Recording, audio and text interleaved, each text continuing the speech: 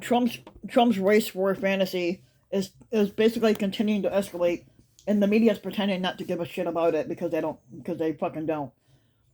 Um, every day that Donald Trump becomes his more horrible true self, he commands the loyalty of tens of millions of people in return, but he shows no loyalty back to them. He does not even pretend to be a statesman who loves America because he doesn't really. He's a political cult leader, a sociopath, and a model for antisocial and dangerous behavior. As psychologists and other public health experts have warned us, Trump has infected many of his most loyal sycophantic inbreds with the same mental pathologies. Now, Trump has an erratic attachment to violence, as do many of his sycophants. They are tied together by the big lie and other sadistic and anti-human fictions. And Trump world is a malignant and vile alternative universe, one that longs to devour and consume the world as it actually exists today. Now, nearly every day that we learn more and more evidence about Donald Trump and his sycophantic inbred's attempted coup attempt. In the face of the Justice Department's approach to those crimes, at least up to this point, Trump and his agents continue to attack American democracy, the rule of law, and the Constitution. Basically in plain sight. Last Saturday, at a Klan rally in Conroe, Texas, Trump communicated his clear intent to cause mayhem and destruction in the United States. Now, in essence, his willingness to burn it all to the ground should he ever face punishment for the crimes he committed as squatter. Trump told his sycophantic inbreds that if these radical, vicious, racist protesters do anything wrong or illegal, I hope we are going to have in this country the biggest protest we've ever had in Washington, D.C., and in New York and in Atlanta and elsewhere because our country and our elections are corrupt. Yeah, they're corrupt because of you. You tried to get people to steal the election for you, and you're just pissed because they didn't. He repeatedly described the prosecutors investigating him in New York and Washington and Atlanta as racist, which is kind of funny because all four of them are black. He also attacked them as being mentally sick and said they were committing prosecutorial misconduct at the House level, which they're not. Trump also told the Klan in Conroe that in 2024 he's insisting that they're going to take back the White House, which hopefully they don't. And basically, you don't love the White House, Trump. You just love the fact that if you're squatting in there, then they can't come after you for your crimes. We're going to take. He basically said, "Oh, we're going to take back the White House." Hopefully not. And all these remarks were read off a teleprompter rather than improvised.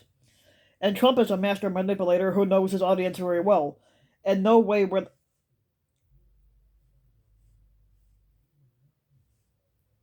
Oh shit! Hold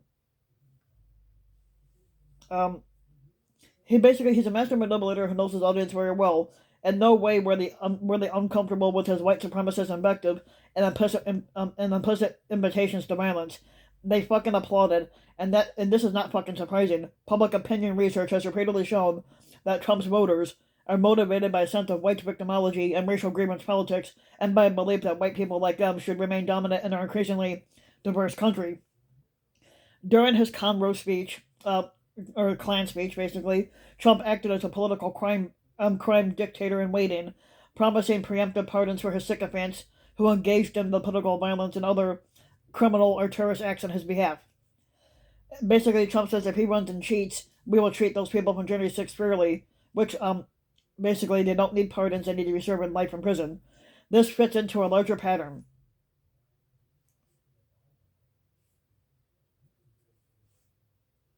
Now, this fits into a larger pattern, basically. At his Klan rally in Arizona several weeks earlier, Trump made false claims about the pandemic and healthcare that were framed in explicitly racial terms. The left is now rationing the life-saving therapeutics based on race, discriminated against, and basically denigrating white people to determine who lives and who dies. That's not the case. But if you're white, you don't get the vaccine. Bullshit, because I'm white and I got the vaccine. Or if you're white, you don't get therapeutics. It's unbelievable to think this, and nobody wants this. Black people don't want it. White people don't want it. Nobody wants it. In New York State, if you're white, you have to go to the back of the line to get medical help. Think of it. If you're white, you go to the back of the line. Really? That's how it was when black people were basically being discriminated against. So basically, Trump is a fucking idiot. Trump's statements are more than the terrorism or other implied threats, and these are direct instructions to his sycophants about who their enemies really are. Trump has recently focused his attention on black people even more than usual. At the Philadelphia Inquirer, William Bunch suggests that we should drill down on arguably the most important and alarming role in Trump's statement as being racist. At first blush, it seems to come out of left field. and the sense of what could be racist about looking into a white man's role in an attempted coup or his cooked financial books, except that it happens that three of the key prosecutors investigating Trump, the Fulton County District Attorney like Fannie Willis, New York Attorney General Letitia James, the new Manhattan prosecutor Alvin Bragg, as well as the chair of the House Committee, Representative Benny Thompson of Mississippi, and they're all fucking black. Thus, it's both alarming and yet utterly predictable that Trump would toss the gasoline of racial allegations onto his flaming pile of grievances, knowing how that will play with the Confederate flag aficionados, with the ex-squatters cult, and tying skin color into his call for mobs. In the Atlanta or New York, Trump is seeking to start a race war, and it's no different really from Dylan Roof. And Roof used a 45 caliber Glock handgun, while Trump uses a podium and the services of a phoning right-wing cable TV network. Sadly, the latter method could prove more effective. Trump's threats against Willis and James carry particular resonance at this moment, given that the current President Biden has announced his historic intention to nominate a black woman to the Supreme Court. Donald Trump is a failed entrepreneur, but he's an entrepreneur of racial and ethnic violence.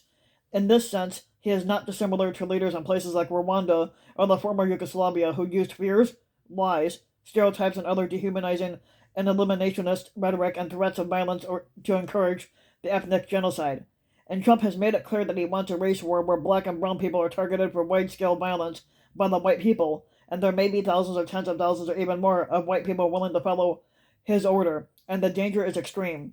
The thousands of Trump sycophants who attacked the Capitol on January 6 during that Klan insurrection of 2021, they represent a deeper and broader group in American society, and they are becoming more radicalized and less restrained.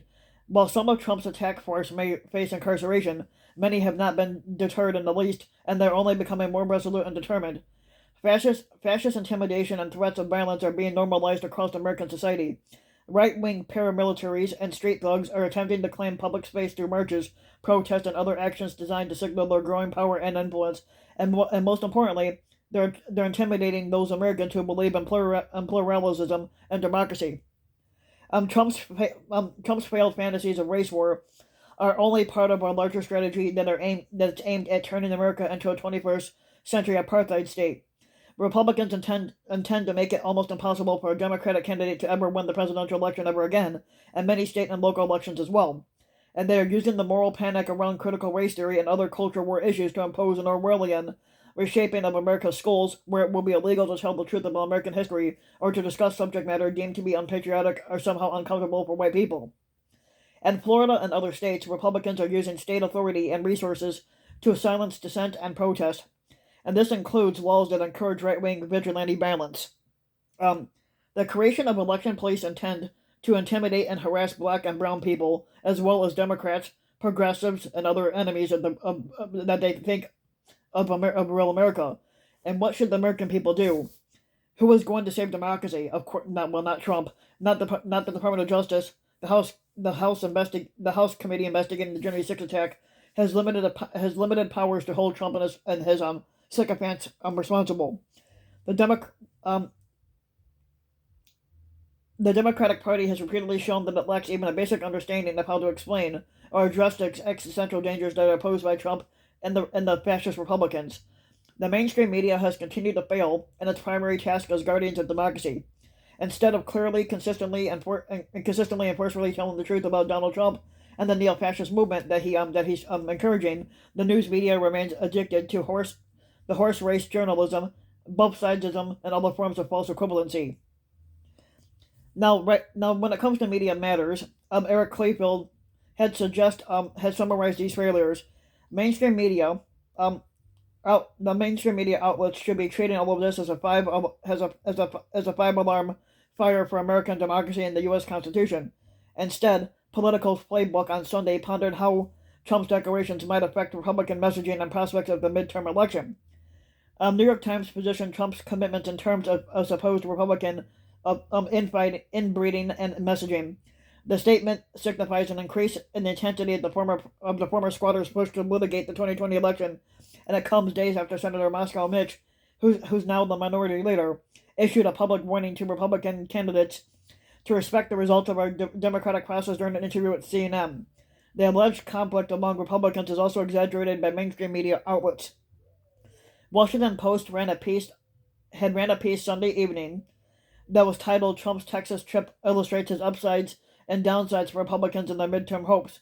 Immediately after the paragraph detailing Trump's offer of pardons to January 6 rioters, along with his incitement of new demonstrations against district attorneys, the article proceeded to discuss what this might mean for Republican candidates in the primary and general elections. In a sense, um, in a in a sep- in a basically in a separate but also consequential example of missing the real message, the Associated Press said that Trump's offer represents an attempt by Trump to further minimize the most significant attack on the seat of government since the War of 1812. Trump didn't just minimize what happened; he's actively trying to seed more of it. Pro-democracy Americans will need to organize across society with the goal of pressuring the Democratic Party, major corporations, and other elites into pushing back forcefully against the Republican fascist movement attacks on American democracy and freedom. Pro-democracy Americans will also need to organize on the local level to resist, survive, and defeat the rising fascist tide. Now, if we look at this, in the end, it will be the American people and basically we have to put it through direct action and mass mobilization, like the strikes, boycotts, direct action, and other types of corporal politics, who must save American democracy. On his eponymous TV show, The Mr. Rogers Neighborhood, Fred Rogers told children, and the many adults who were watching his show as well, that if they were in trouble, they should look for help. America needs a Mr. Rogers wisdom right now. The helpers who are neighbors and other members of the community are willing to struggle and suffer to protect America's multiracial democracy and to create a more humane society. The helpers are those who have been sounding the alarm, sometimes at great personal risk. Now look at the dangers of Trump's regime. But in the end, we are adults, not children. The most essential helpers are looking back at us in the mirror. If you like the video, give the video a like and subscribe to my channel, RBW King. And if you want to support my work even further, you can click on the About section in my on my YouTube channel. And I have a Patreon link there, so if you want to contribute even further to help support the work, you could do that. And I hope you guys enjoyed.